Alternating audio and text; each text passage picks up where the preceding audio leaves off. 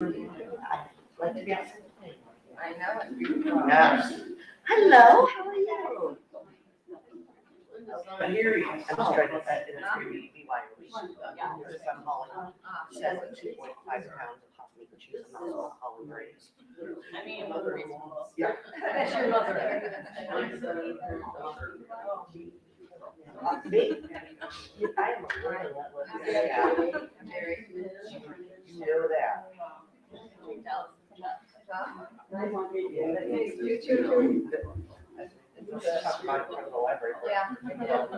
I did hear him say, well, he got me. Yeah. So short that I think.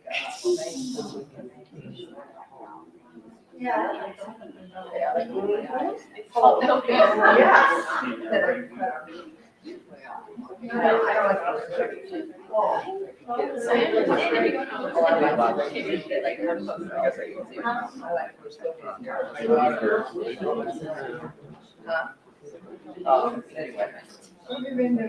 Robbie Bay, yeah. It's school age.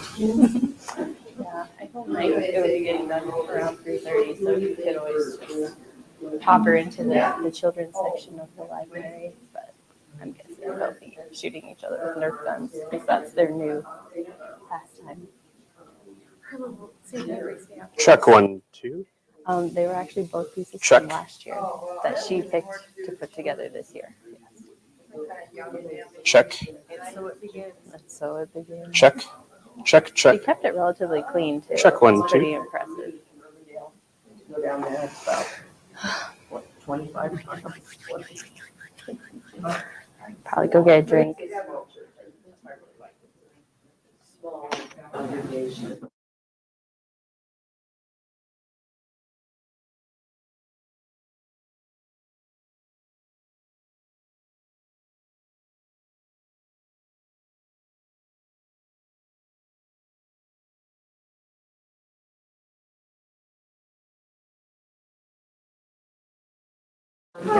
Check. Check. Check. Check. Check.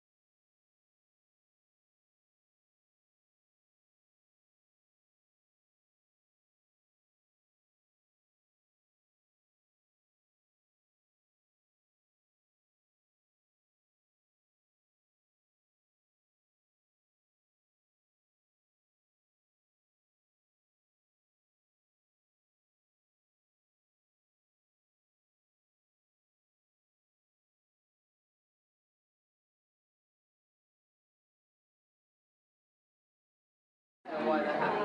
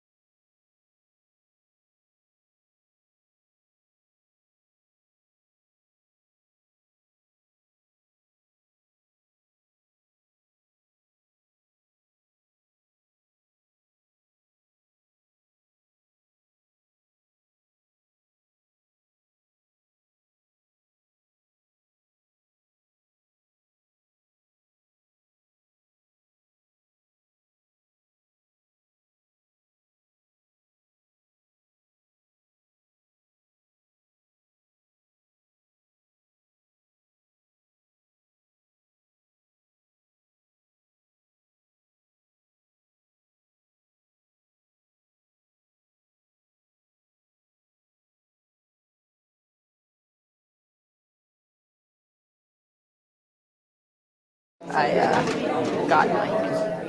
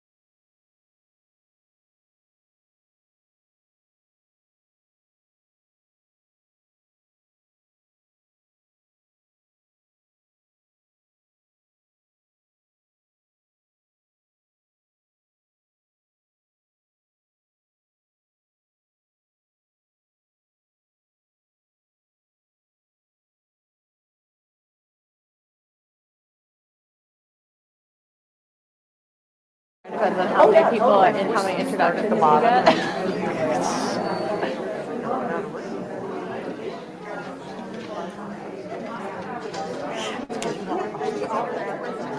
I'm obnoxious when it comes to self-promotion. Good afternoon, ladies and gentlemen, and thank you for being here on this lovely, beautiful March afternoon. Welcome to the IO Files. My name is David, and I'm the producer with Conjunction Media. We are live streaming it for all of our online audience this afternoon. And Gail with the Historical Society always gives me a couple of minutes to talk about what I do at Conjunction Media. First of all, the name Conjunction Media, that seems like a weird name. Well, in astronomy, a conjunction is when the stars align. So what I like to say is I make the stars align for you. And so at Conjunction Media, we specialize in educational and corporate productions. We've got a couple of award-winning educational documentaries. We produced a series with the Historical Society last year, and we got a bunch more projects out there. So if you have any sort of educational organization you're affiliated with, give us a call and see what kind of production we could put together for you. I also have a corporate training arm where my master's degree was, I studied creative thinking and problem solving. And you know, I've had a lot of businesses contact me and say, hey, I'd like to work with our employees on creative thinking and problem solving. And so we've put together some great training programs for whatever business or organization you may be a part of. I've got a book called Activate Your Genius Mode that I keep at the back table. You're welcome to flip through. My contact information is always back there. And my website is conjunctionmedia.com. And thank you very much for giving me those 2 minutes. And now I will turn it over to Gail, who you're all here to see. Thank you very much. Thank you, sir. No one is here to see me. You are all here to meet. It's a reality. I deal with it. You are all here to see Kate, who is just a fantastic resource for our community. Kate Levasseur is a passionate explorer of history. Today's program is the third she has done on local cemeteries. And in her day job, other than raising a wonderful, adorable child, she's the archivist at the World Food Prize Foundation, helping save and promote the work of Iowa's Dr. Norman Borlaug and the critical work of the foundation in the fight against hunger and poverty. Kate is a local girl. She grew up in Clive in West Des Moines. She's a Valley graduate, and she also serves on the board of directors for the West Des Moines Historical Society. So she's my boss. So be nice to her, okay? I want to thank you all for coming here today, part of the Iowa Files, which is presented by the West Des Moines Historical Society. And thanks to funding from the Iowa Arts Council, our members and donors, EMC Insurance Foundation, and the Friends Foundation of the West Des Moines Public Library, we are able to present these live at no charge, and now we're streaming them live thanks to Dave. So let's get to the meat of the cemetery matter and Kate Levasseur.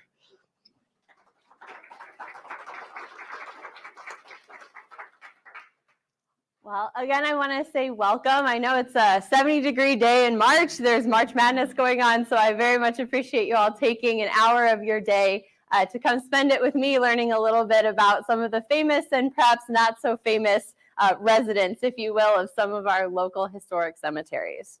As you can see from the title of the program, we are going to be talking about both the Woodland Cemetery and Jordan Cemeteries. And Woodland Cemetery is in Des Moines, whereas the Jordan Cemetery is here in West Des Moines, for those of you who may not be familiar with the cemeteries. And we'll talk a little bit more about those, a little bit of background coming up here.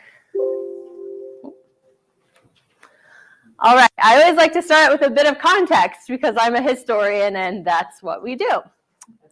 So first of all, Woodland Cemetery was created, as you can see, in 1848. So it was actually it was the first cemetery in Des Moines. So some of the burials you'll see in there are going to be even older than, of course, you might imagine the cemeteries in West Des Moines. Currently, the cemetery is 69 acres with approximately 80,000 burials. It contains 3 sub-cemeteries. So you'll have the Emmanuel Jewish Cemetery, the St. Ambrose Catholic Cemetery, and the Oddfellows Cemetery. The Oddfellows were a fraternal organization. So you'll see symbolism from the groups, kind of like you would see symbolism from Masons on Masonic Masonic headstones. And so they were an organization that was very prominent in especially the 19th century. And then it was designated a local historic landmark in 1986. And actually my first cemetery program was about women specifically about women buried in Woodland Cemetery. It was going to be an actual walking tour, but because of COVID got switched to a webinar, and that was how I kind of got started on this cemetery webinar journey. The Jordan Cemetery, as I said, is here in West Des Moines, not too far from us right now, actually, on Fuller Road. It was established in 1855-ish, so that's dated to some of the older burials in the cemetery. It may have originally been intended as a family cemetery for the Jordan family, hence the name, because one of those early burials is James Jordan's first wife, Melinda. It also could have been a place for pioneer burials. As you can imagine, as people were headed across the Midwest to Oregon or wherever their westward travels were going to take them, they might need a place, if someone is lost along the way or someone passes, to be buried by their family and in as formal and respectful of a way as possible. The city of Valley Junction began administration in 1920, and by that I mean they were asked by an association to start taking on some of the financial responsibility from the cemetery at that time, and now it is administered by West Des Moines Parks and Recreation. Also, before we get started, I promise I won't linger too long. We'll get to the stories of the people. Just a few things to keep in mind whenever you're talking about historic cemeteries in the Des Moines area. The Victorian era figures into it. So for those that aren't familiar, the Victorian era took place between 1837 and 1901, named for Queen Victoria of England. So that was during her reign as queen. It's a major cultural time period, so there are some things about it that are relevant. Views of death is one thing. In this time period, of course, you have a different relationship with death as an everyday person walking down the street than we do today. In child rearing books of the time period, it was not uncommon to see instructions on how to acquaint your children with death, because unfortunately, it was quite likely that they would lose siblings, friends, in addition to any adult relatives. So they're going to be much more, I don't want to say familiar, but it's part of their life, and the ceremony around that is much more, it permeates their everyday life more than ours does today. The idea of cemeteries as social spaces, if you've been to historic cemeteries, maybe you've seen some gravestones are like benches, which today it seems a little uncomfortable for us to think, yes, let me go sit on, grandpa or, great Aunt Millie. But that was something that you're looking for in this time period, especially in the post-Civil War era in the United States. People were facing death on a scale that they never had before. And a way to keep those deceased family members alive and involved, you might say, in their family culture was to go have picnics at the cemetery or go have that time with their deceased relatives. So having picnics at the cemetery was not an uncommon thing during this time period. And actually, if you've ever looked at some cemetery rules, including the Jordan Cemetery now, they say no food. And that's because there was some social fallout from this idea of having parties in the cemeteries. You can imagine became maybe less about having, including that family in your celebrations and perhaps more about loitering or vandalism. The final thought I'll leave us with, or discussion here, is cemeteries as museums. One of the reasons I am interested in history and cemeteries is the idea that this is one way, in addition to, say, going to a historic home and seeing someone's china or seeing the bed they slept in. This is pretty much as close as you can get to being involved in the life of someone that has passed away, whether they're famous or someone in your own family. One of the challenges about this is generally the upkeep of a plot, of a headstone, falls to the family of the deceased. Well, what happens if there is no family left in the town? But what if it's someone historically prominent? I mean, if the town of Des Moines was named after someone named Des Moines per se, and all of their relatives had died out or moved, we want to take care of that tombstone or their mausoleum or whatever is left because of the significance of the family, the person, to our town. But if there's no money from the family to do that, then whose job is it? Whose financial responsibility is it? Whose moral responsibility is it? And how can we use the tombstone itself, the stories about the person, to create a narrative that is interesting, respectful, and educational for those that are going to see it? The first section of our talk today is called That Name Sounds Familiar, so we'll jump right in. So the first person I'll be discussing today is James Jordan, and I will say I am not the James Jordan expert, so definitely go visit the Jordan House. There are many resources that I'm sure Gail would be able to share with you if you're interested in a more in-depth view of James Jordan's life, but it seemed wrong to not include Mr. Jordan in this presentation, since the Jordan Cemetery is one of the cemeteries we're covering today. So James Jordan was originally from what is now West Virginia. It was a part of Virginia at the time of his birth, and he was an early settler in Iowa. In addition to cattle operations, which was what he made a lot of money off of, he was also a business and civic leader as well as a politician. He was a Whig prior to the creation of the Republican Party. So we're thinking Abraham Lincoln Republican Party, what the political parties would have been in the mid-19th century. Most importantly, or perhaps what people know about him now, is that he was a staunch abolitionist, and his home in West Des Moines, which is the head of the West Des Moines Historical Society, or the headquarters, was a stop on the Underground Railroad. And there's his portrait. And I think this goes without saying, but since I forgot to mention, he is buried in the Jordan Cemetery. Some of the notable projects that he worked in throughout his life that would be recognizable to us today: he was instrumental in moving the Iowa capital from Iowa City to Des Moines as the population of Iowa started to increase. They were looking to have a more central location, and there were several different towns that were vying for it because, as you can imagine, becoming the capital was going to be great in terms of economy, attention, population. So it ultimately ended up being Des Moines, and James Jordan was a politician that was instrumental in proposing it and getting that passed, as well as bringing tie-ins to the railroad to make sure it was an economically advantageous situation for Des Moines. He also worked in the legislature that assisted the Meskwaki tribe in purchasing the first 80 acres of their former territory from the government in 1857, which, as you can imagine, was a very unusual move in that time period. And he was also highly involved in the establishment of railroad lines in the area of what would become Valley Junction, or today West Des Moines. Part of that, as with a lot of people that end up being cattle farmers that decide railroads would be really handy for them, that work initially started because he was donating land for a spur railroad to come to his farm, so it would be easy for him to be able to get cattle to market. But the advantages were clear. The railroad comes, that's business, that's money, that means your town is going to grow. The next person we'll be discussing is Abraham Clegg.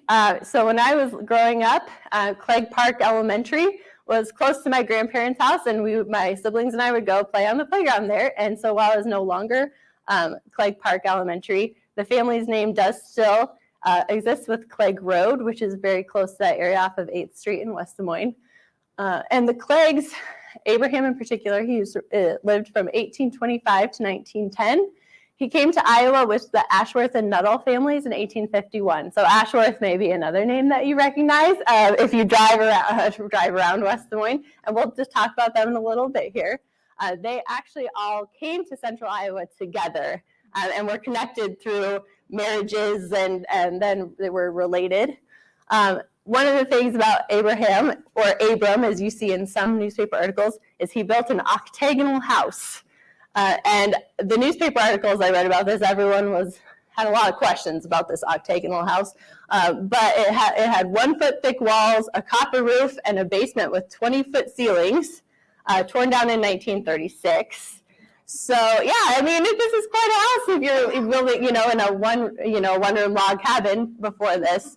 There were rumors that this was a popular design on the prairie because you could see out of, on all sides to defend yourself against attack or just to know what was coming. But there really isn't one settled story on what it was that inspired him to build this unique home, from what I've been able to determine. If anyone else knows, please feel free to tell me. Where was it located? 6th and Ashworth would have been where it was. They tore it down when they were expanding the road. So, and then one thing that was interesting that I found in my research was a 1927 article that was published in the Register. A young Drake student, a journalism student, his professor had a contest where they were all supposed to go home while they're on break, come up with an interesting story, and then present it to the class. And he won a prize with his reporting on the Clegg house here. So as you can see, 1927 means that was after Abraham Clegg died. And I will mention, in the fairness, I have not found any supporting information about what I'm about to tell you, but it's a pretty good story. So as long as we acknowledge it's a story, could be a story, I'll share it with you. So you can see haunted houses and buried treasure. So here's an excerpt. Mr. and Mrs. Effie Gazelhart tenant the place, so they're the tenants of the home since this was after his death, and at times visitors stay with them. Several years ago, a policeman, his wife, and small child stopped for the night. They were used second story, and according to Mrs. Gazelhart, slept in different rooms. Sounds were heard during the night. Nothing was thought of them until the family to put in their appearance for breakfast. Except found to be unoccupied, and that apparently with the door locked. Investigation, the finding of the three inside, somewhat incoherent, and the door barricaded with all available furniture. As soon as they were able, explanations were made. Mysterious trampings, moanings, and screams had driven them together for companionship. Since that time, the rooms have remained unoccupied and are a litter of fallen stones and mortar frequented by mice and bats, and sometimes used for storing seed corn. So I felt it would be wrong for me not to share this story with you, again, with the proper caveats. The article also included a story of buried treasure. This one, again, I haven't found any supporting information from it, but the rumor was that Abraham Clegg did not believe in banks, and I don't have time to go into the banking history of the United States. It's very complicated, but he didn't trust banks, so he tended to bury his, according to the article, he tended to bury his money in different spots around his yard. And when the Mormons came through central Iowa, he was inspired, it doesn't say why, to go with them, apart from maybe he was interested. And then everyone decided it might be a good time to go try to find all that gold that he had left buried on his property if he wasn't going to be there to safeguard it. So according to this article, it became kind of a hobby for people to try to find Abraham Clegg's lost treasure on his property. They even brought in, they said soothsayer in the article, but I'm sure we would say a medium or a psychic today to try to find where it was. And the psychic said it was buried next to an unpainted building and would be discovered one day. But it was not discovered prior to the house being and other buildings being torn down. So maybe we're just out of luck.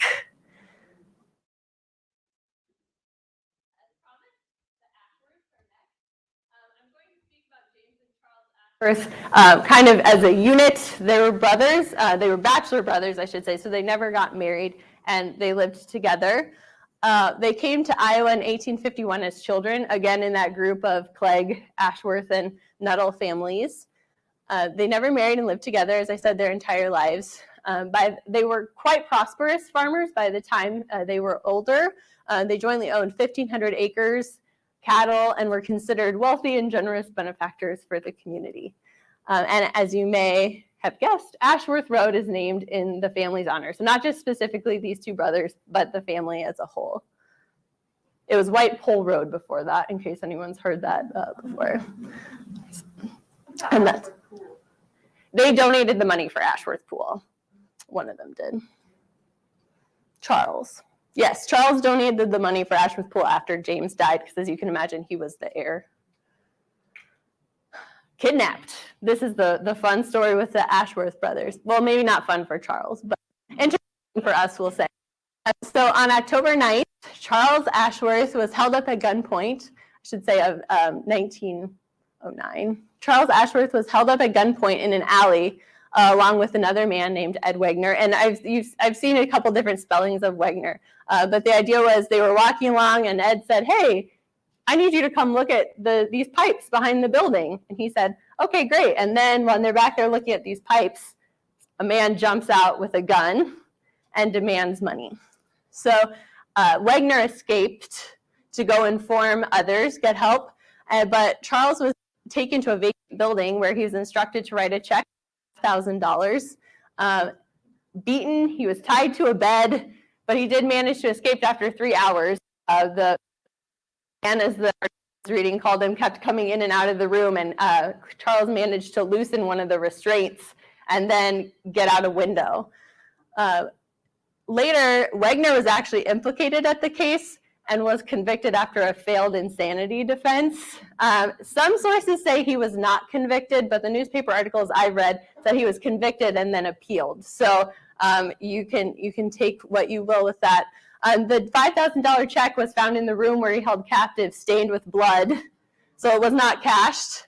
And the Laval was the name of the holdup man, if you will. He ended up getting arrested, and Charles identified him at the police station. So they didn't actually get any money out of this venture. And Charles made a comment to the newspaper that he traveled around the world and seen many different cultures, had many different experiences, but he'd never been treated as roughly as he had been during this kidnapping. So it's quite a day for him. His brother James did find out about it early enough that he went to the bank and was able to say, "So something's happening. If anyone tries to bring in a check from my brother, don't cash it." So they might not have even been successful had Charles not been able to escape. The next category we're going to talk about is Civil War veterans. Many people are familiar with the fact that Iowa sent the largest per capita number of Union soldiers into the Civil War. So there are usually in historic cemeteries a significant or a notable number of Union veterans. So ours especially I should say, Woodland Cemetery is known for having 5 Union generals, which considering the size of the cemetery, it's a very large number, the size of Iowa. So first we'll talk about Abraham Ashworth. So we're connecting back into the Ashworth family. So he is actually an older half-brother of Charles and James that we just discussed. And so he was older enough that by the time the families came to Iowa, he was actually married already. So he wasn't young like the other brothers would have been. He left Iowa soon after his family settled here to go join the California Gold Rush. He did return to Iowa the year prior to the Civil War starting, leaving again in 1862 to fight in the Civil War in the Iowa 23rd Volunteer Infantry. So he came back and married his wife, Mary. Initially, he was working on his father's farm, but then ended up making enough money to have his own farm. Otherwise, there weren't too many. It was a fairly, what I'm sure he appreciated, regular existence after his early youthful adventures in the Gold Rush and the Civil War. And then this one is another West Des Moines resident, a notable West Des Moines resident. You can see in the Jordan Cemetery. Franklin DeFord, or Cap as his nickname was, he arrived in Des Moines in the Des Moines area with his parents when he was about 6 months old. So as you can see, that would have been very early times for settlement here in Iowa right after statehood. He joined the Union as a bugler, so he was probably fairly young when he began his service, and then ended his Civil War career as a second lieutenant. And he was not satisfied with that being the end of his military career. So he actually stayed in the Army after that and joined Custer's regiment. So anyone familiar with George Armstrong Custer knows that usually that didn't end well for the people in his regiment, thanks to the Battle of the Little Bighorn. He managed to escape being massacred at the Battle of Little Bighorn because he had been sent to get help. So by the time he got back, he came back to find his company had been entirely killed. So, of course, that was unfortunate. After he retired from military service, he returned to Valley Junction and became a tailor, a justice of the peace, and also served as city marshal and street commissioner. So he had a varied and exciting career outside of West Des Moines, and then came back and became a very productive citizen here as well. Of course, it's Women's History Month, so we cannot forget to talk about the ladies. And I have 2 very interesting ladies to tell you about. So the first is Annie Savery. She was born in 1827 in England, but her family moved to New York when she was fairly young. And then she ended up marrying James Savery in 1853. They settled in Des Moines shortly after that. So James Savery was a real estate speculator early on in his career. So the first job that he had was building a small hotel here in Des Moines, which was the first Savery Hotel. So if any of you are familiar, there's the Renaissance Savery Hotel downtown Des Moines now, which is close to the Civic Center. It's actually the third Savery Hotel, so there have been several incarnations. So the first one was a very simple log building, and Annie's job was to do the day-to-day running of that business. So she had a good head for it, and she wasn't formally educated, but she loved reading and did everything she could to kind of amplify the meager education she received. She became fluent in French, and eventually she did achieve higher education, but we'll get to that. So one thing that she did do relatively early is find an interest in women's suffrage, so women getting the right to vote, and especially becoming a leader here in Polk County. So she gave her first speech in 1868, and this was a complicated time for women's suffrage because it was after an amendment passed that gave suffrage to African American men in particular, but the idea was universal men's suffrage. So there were a lot of women that chafed at that, especially wealthy white women that were upset that they did not get the vote at this time period too. So it was a period of great division in the suffrage movement, and a lot of women at this point chose to become very active more publicly for their support for the suffrage movement and to make it move forward. And so after 1868, she helped organize the Polk County Women's Suffrage Association in 1870. But then, as you can see, she was expelled from the organization in 1871. So here's what happened. Is anyone familiar with Victoria Woodhull and the free love movement of the 1870s? I know free love sounds really exciting, but I'm not talking about 1960s free love. So Victoria Woodhull generally agreed to be the first female candidate for president. If you're getting technical, some people don't consider her to be a first actual or a legitimate candidate because she was actually younger than 35 when she ran. So even were it legal for her, she would have been elected at that point in time, she would not have met the age requirement until after assuming office. So, but she was the first in any traction. And when we say free love in this time period, what we're meaning is Victoria Woodhull and her associates said that the government didn't have the right to interfere in marriage, divorce, and children.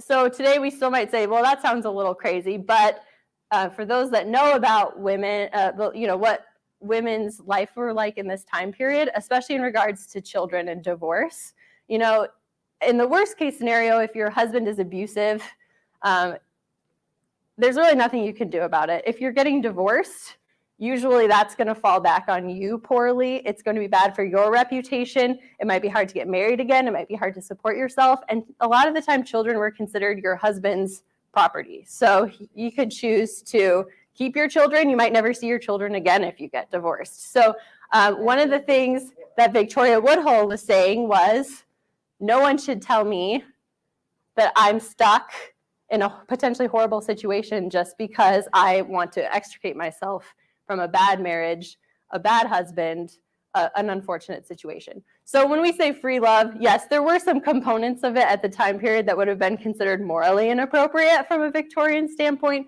but a lot more of it was about women being able to support themselves and not having to rely on the legal relationship of marriage at that point in time.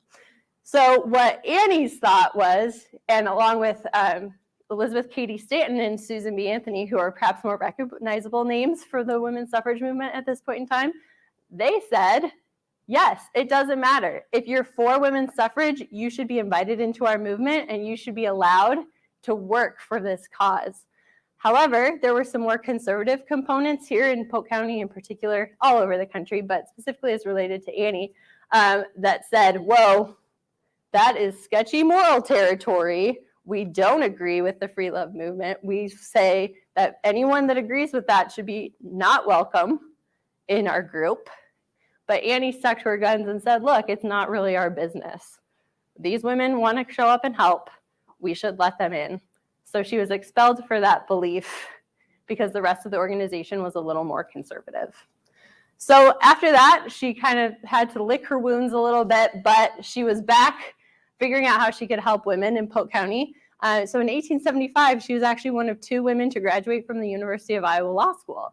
And her interest was not so much to become an attorney. She didn't necessarily want to go into court and argue cases. She wanted to know the law so she could ensure that women had all the information they needed to stand up for themselves in court, again, if they needed to get a divorce, if they needed to be aware of their rights. So that was why she went to law school. I didn't put this up here, but another thing she did is she actually started her own apiary on the grounds of the Hotel Savery to promote beekeeping as a way that women could support themselves even if they lived in town. So she was a proponent of beekeeping as a way for women to have an independent economy. Yes? Did she stay married herself during this time? Did her husband support that? I mean, Yeah, so the question for the online audience is, did Annie Savery stay married? Yes, she actually did. She and her husband stayed married. It was a till death do the part situation, and she actually worked alongside him in pretty much all of his businesses, and they both ended up losing quite a bit of money.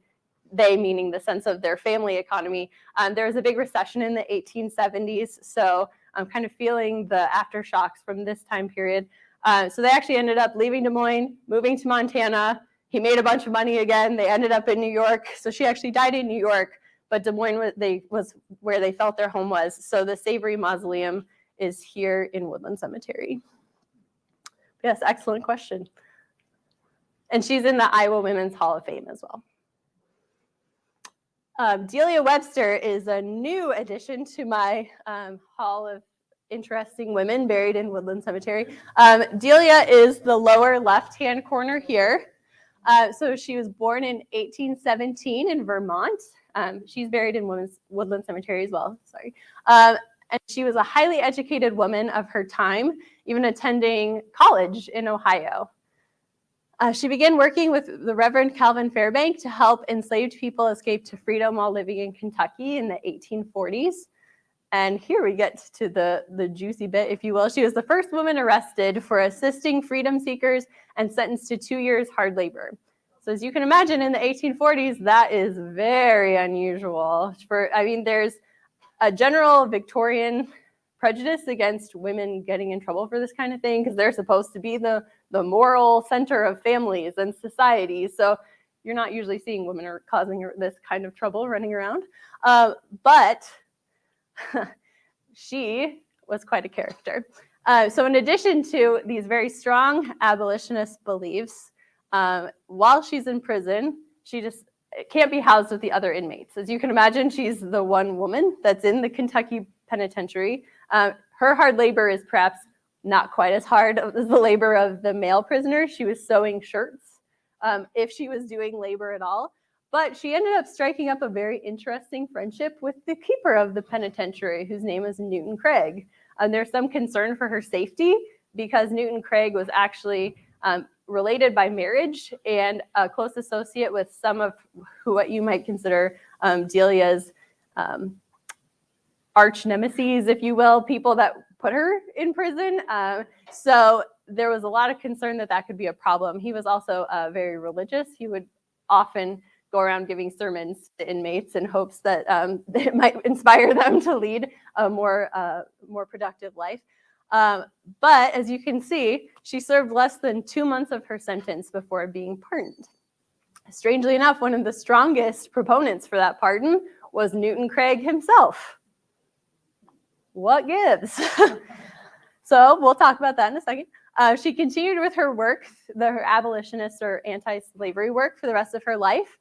So you may ask, how did she end up here in Des Moines? It seems like Kentucky is where she's doing a lot of this work. Well, she never married, and one of her sisters lived here in Iowa. And so at the end of her life, you might call her circumstances genteel poverty. So she was without a husband.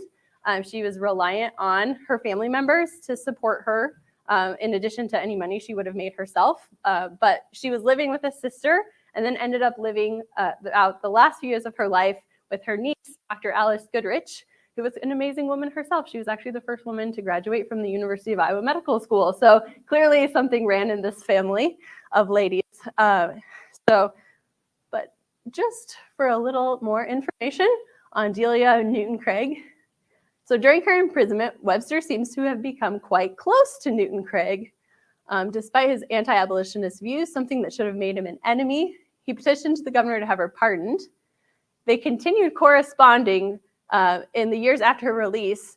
He even asked that she come back to Kentucky, and he loaned her $1,100 to buy a farm. The two eventually fell out, and Webster turned over some very personal letters to his opponents when he was running to be reelected as the keeper of the penitentiary. So he said, there was nothing physical in our relationship, but it did not matter. The damage had been done. And that's not to say that Delia didn't receive any blowback. There was a general thought that she was a promiscuous woman, and there were some lawyers that were afraid to be alone in the room with her, even to talk about her own defense. It's possible she got arrested a few more times, but I could do a whole presentation on Delia. And I will also add there as a caveat, it was very easy at this time, again, with those Victorian morals, to say a woman that was perhaps a little independent. It was easy also to say she was immoral because a proper Victorian woman acted a certain way and she wouldn't be immoral. So if you have a woman that's acting perhaps a little uppity perhaps a little more independently, it was pretty easy to start piling on other accusations as well, whether or not they were true. But it seems like there's a couple of other gentlemen that maybe people were rumored to that people had decided were having affairs with Delia. So there's no confirmation. So you just have to look at her. She had a very interesting life, doing very important work, and is a very interesting person to learn about. All right, so our last story is for our true crime fans, which is very popular in these days. And so we're going to discuss tragedy in Boonville. I don't have a photo of the tombstone or of Mr. and Mrs. Elmer Jamison. Interestingly enough, I found out about the Jamisons just doing a keyword search on Jordan Cemetery on a newspaper database, because sometimes you just never know what you're going to happen upon. Interestingly enough, I have not been able to locate where in the cemetery they're buried, so I don't know if something has happened, like their bodies were moved or just location has been lost since this happened. So I'll just say that as a caveat. But several newspapers reported that they were buried in Jordan Cemetery, and that is why I'm bringing this story to you today. So their death was in 1909, and I don't have birth dates for either of them. But on June 29th in 1909, a man named Calvin Littlepage took a revolver, or maybe a rifle, the newspaper accounts were not consistent, and rode out to the home of his former in-laws out near Boonville, demanding to see their daughter Vernona, who is his ex-wife, as well as his infant daughter. When Mr. Jamison refused, Littlepage shot both Jamisons. They were out in the yard. As you can imagine, when your ex-son-in-law comes up to you with a gun and says, "Can I see your daughter?" Her father said no.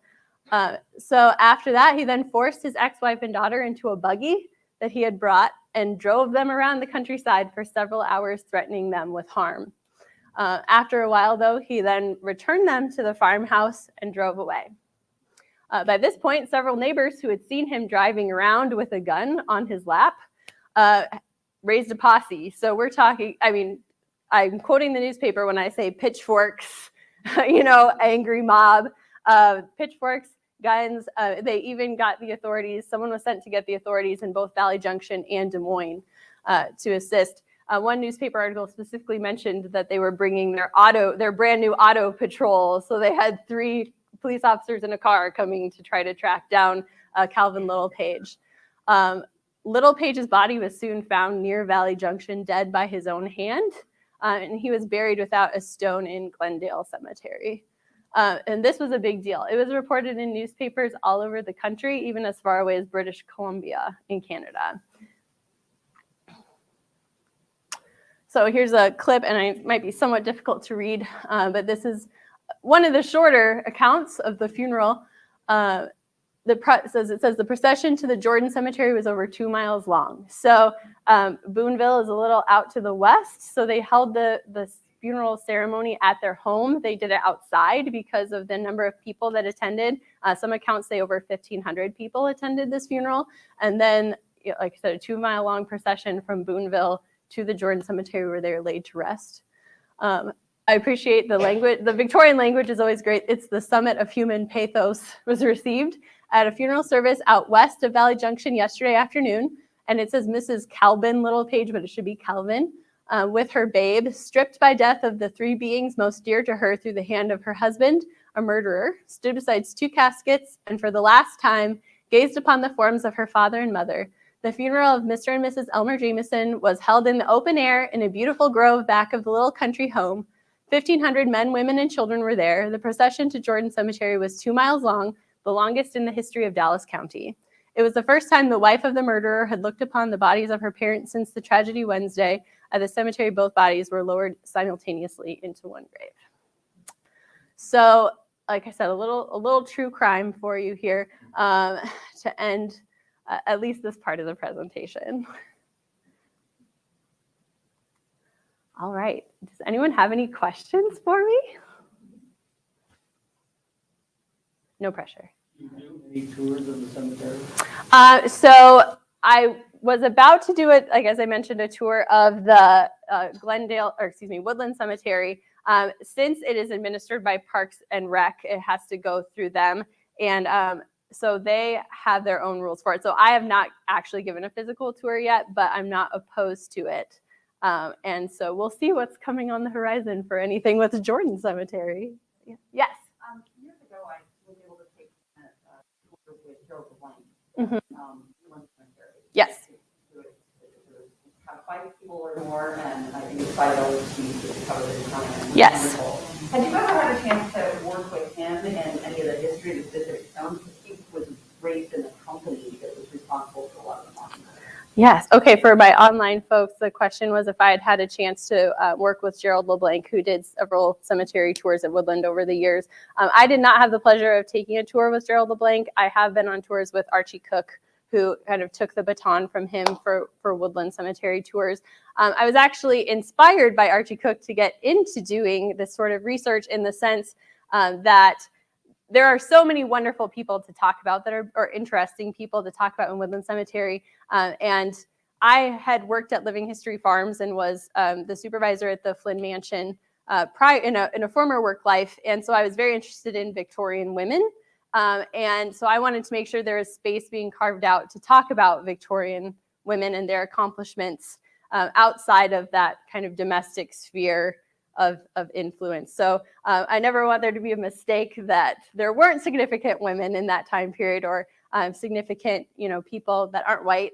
So it's just the idea of leaving more room at the table to have those conversations. So that's what got me started in this, was being able to talk about women specifically. And then I thought, hey, this is really interesting to be able to use kind of these cemeteries as a starting point for research, especially when you do Glendale Cemetery. For those that are familiar, it's a very, very large cemetery. So I was then able to do a tour of a variety of people, virtual tour webinar of a variety of people in Glendale Cemetery as well.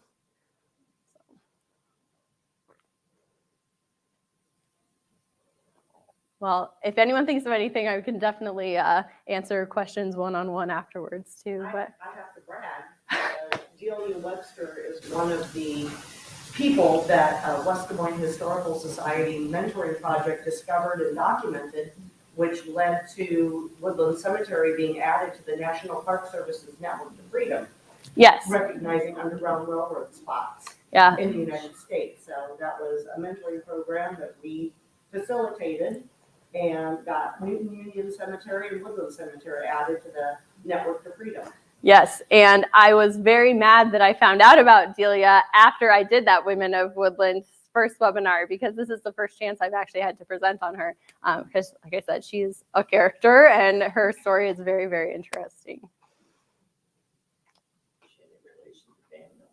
Actually, yes, distantly, they are from that Webster family. Yep. Yes. New England. All right, well, thank you so much. Like I said, if anyone comes up with any other questions, please feel free to ask. Gail, did you have anything else you wanted to say? Oh, thank you. You stand right there so I can use your mic. Oh, okay. So thank you so much for coming today, buddies. Just so you know, the West Des Moines Parks and Recreation has a really good self-guided tour of the Jordan Cemetery. You can find it online. That has some more notables on it. It's an amazing place to go through.